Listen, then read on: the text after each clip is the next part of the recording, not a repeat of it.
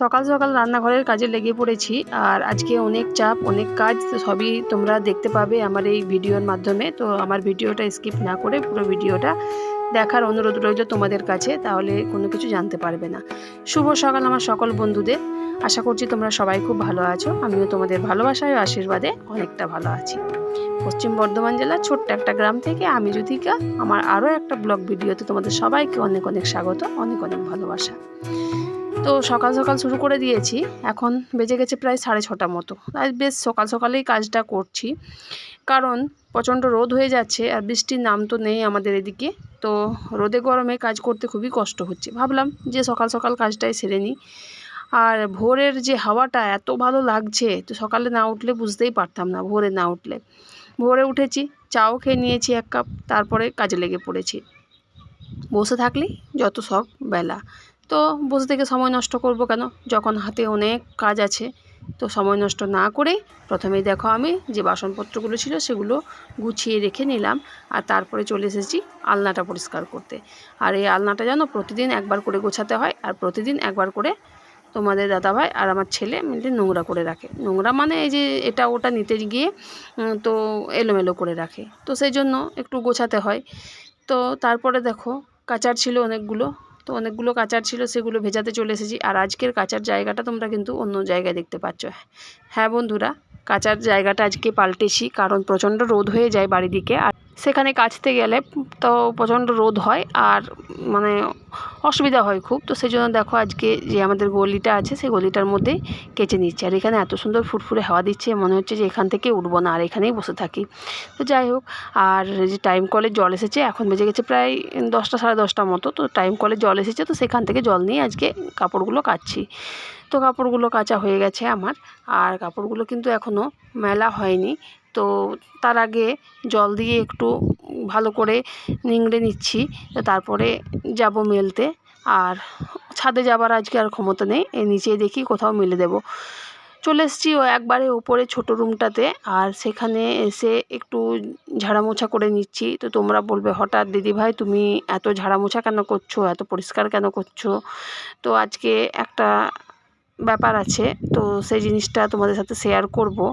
তো সেই জন্য আজকে একটু ঘরদোর পরিষ্কার করছি, মানে একজনাকার আসার কথা আছে। তো কালকে রাতে ফোন করে বললো যাব।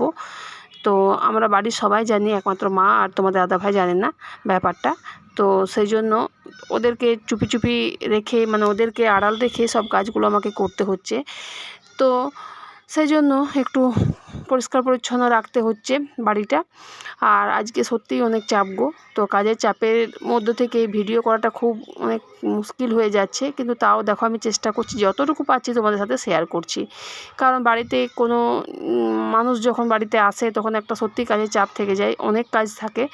তো তা সত্ত্বেও সব কিছু মিলিয়ে গুছিয়ে রেখে আমি কিন্তু কাজগুলো করছি।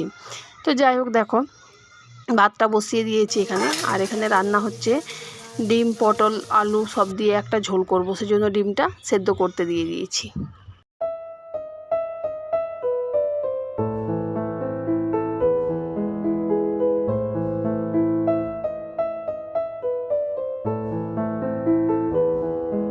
এত কাজের মাঝে আমার কিন্তু জলখাবার খাওয়া হয়নি।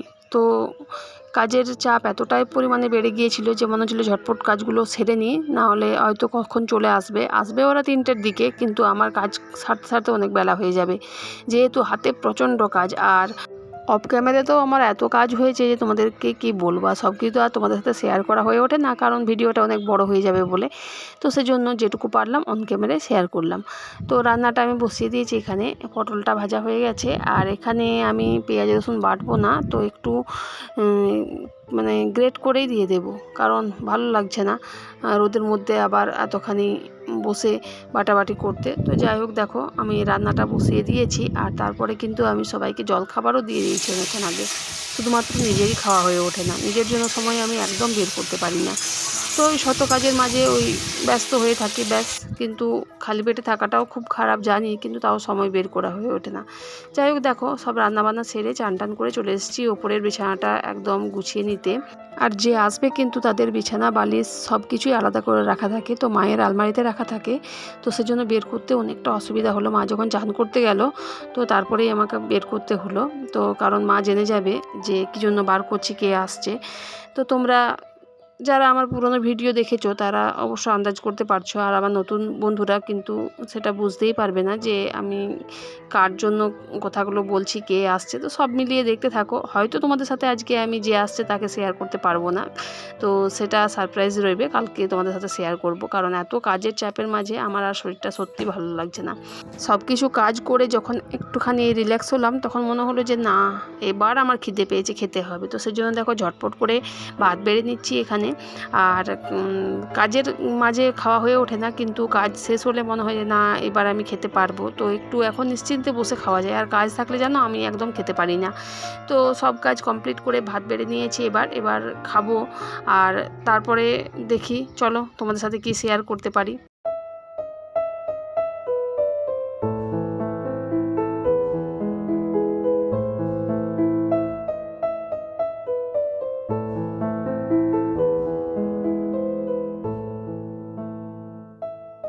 তো খেয়ে দিয়ে তো শুয়ে পড়েছিলাম একটুখানি, কারণ শরীরটা চলছিল না আর। তো তারপরে আমি বিকেলের খাবারটা করে নিয়েছি। ভাত তো রাখাই থাকে, তোমাদের দাদাভাই খাবে, আর ছেলের জন্য রুটি করলাম, রুটি হয়েছে, আর এখানে আলু মুসুরি করে দিয়েছি।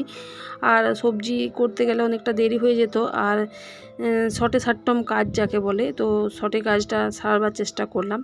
আর দেখো যিনি এসেছেন, তো কত জিনিস নিয়ে এসেছে। এখানে নিয়ে এসেছে আম, তো গাছের আম, তো খুব সুন্দর আমগুলো, খেতে মিষ্টি খুব। তো তোমাদের দাদাভাই খেয়ে দেখলো আমগুলো, আর সাইজটাও ঠিক আছে দেখো।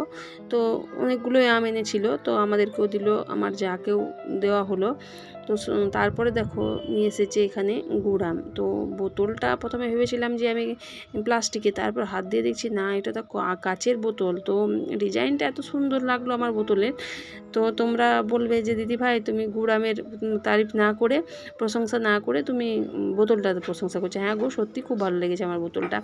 আর দেখো এখানে নিয়ে এসেছে, তো তোমাদের দাদা ভাইয়ের জন্য একটা কাপ নিয়ে এসেছে, বড় কাপগুলো, তো একদম ছবি দেওয়া। তো দেখো সব মিলিয়ে জিনিসগুলো ভালোও লাগলো, খুব ভালো লাগলো আমার। তো যাই হোক বন্ধুরা, তো তোমাদের ব্লগটা কেমন লাগলো? আর যিনি এসেছেন তাকে কিন্তু আজকে দেখালাম না, কারণ কালকে দেখাবো তাকে। তো সেজন্য তোমরা আমার ব্লগটা দেখতে থাকো আর আমাকে সাপোর্ট করেই হবে। তো আজকের ভিডিওটা আমার এই পর্যন্তই বন্ধুরা। দেখা হচ্ছে নেক্সট ব্লগে। ততক্ষণের জন্য তোমরা ভালো থেকো, সুস্থ থেকো, আর এভাবেই দেখতে থাকো আমার সাথে আমার ব্লগ তড়িঘড়ি লাইফ।